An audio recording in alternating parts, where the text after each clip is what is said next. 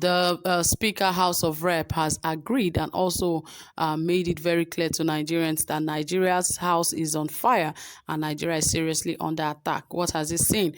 What has made him agree to all of this? Remember that when Nigerians speak, they are always the ones attacking Nigerians, that everything is fine and all. Though Femi Gbajabiamila is not one of those who actually does that often, it is Ahmad Lawan that is always in support of the president. He forgets that he is the Senate president and must stand for the people. But it is unfortunate that these guys don't even know what the kind of power they hold and who they really are. Because if they know, they wouldn't, just sit back and allow the president to push them around, even when they know they have to stand for the people and make some a statement and even make some passes that should even make the president afraid. But anyway, they know what they are doing. But right now, Femi Gbajabiamila has made it known that Nigeria's house is on fire and we are under attack. We'll find out why he said all of this and what is really happening in this report. But please stay tuned. Sit back, relax, and enjoy. And don't forget, this is Saffron Media, and we're here to give you the best, the most trending, exciting, reliable, and authentic happenings in Nigeria, especially in the era of politics. So, guys, if you're here for the first time, subscribe to our channel, give our videos a thumbs up. Don't forget to like and also share our videos. And don't forget to turn on the notification bell so that you can get updated anytime we drop a new video. All right, friends, without further ado, right here, it says that the President of the Senate, Ahmad Lawan, and Speaker of House of Representatives, Femi Gbajabiamila, have decried the rising spate of insecurity in Nigeria, warning that the existence of the country is under threat. Both Lawan and Gbajabiamila spoke on Wednesday during a summit organized by the House Special Committee on Security, chaired by the Speaker. Also at the event where the President Muhammadu Buhari retired, President Muhammadu Buhari, represented by Secretary to the Government of the Federation, Boss Mustafa, President of the Senate, Ahmad Lawan, Speaker of the House of Representatives, Femi Gbajabiamila, and the Minister of Finance, Budget and National Planning, Zainab Hamad.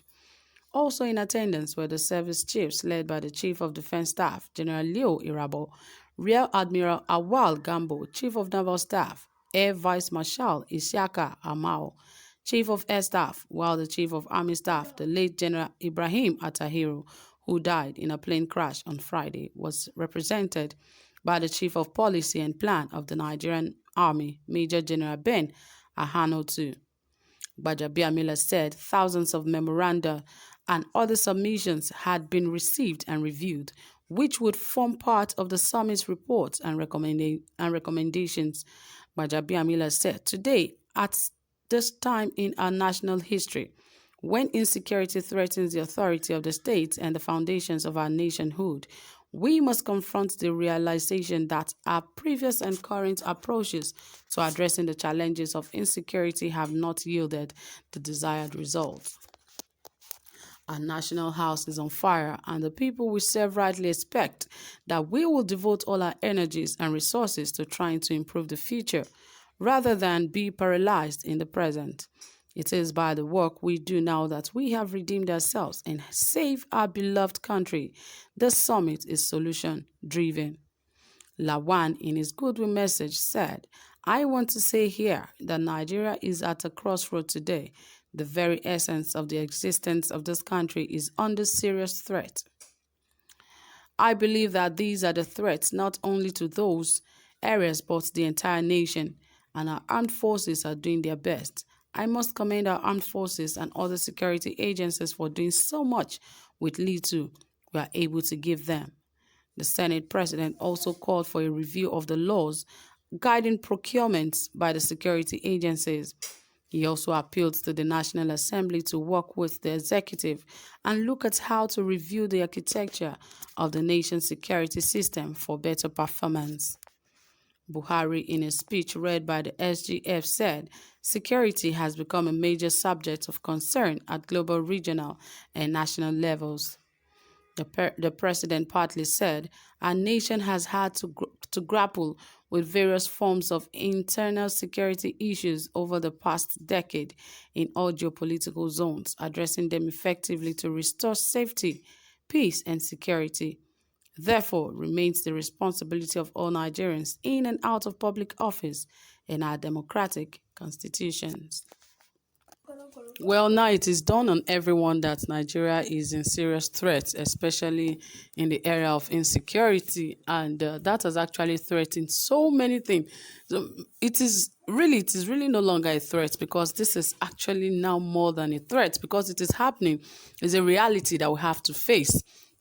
A threat is only something that, because at this point it is not just that it is threat, because the reality has been dawned on us that this is not a threat to our nation anymore, because so many things are already grounded. What is remaining?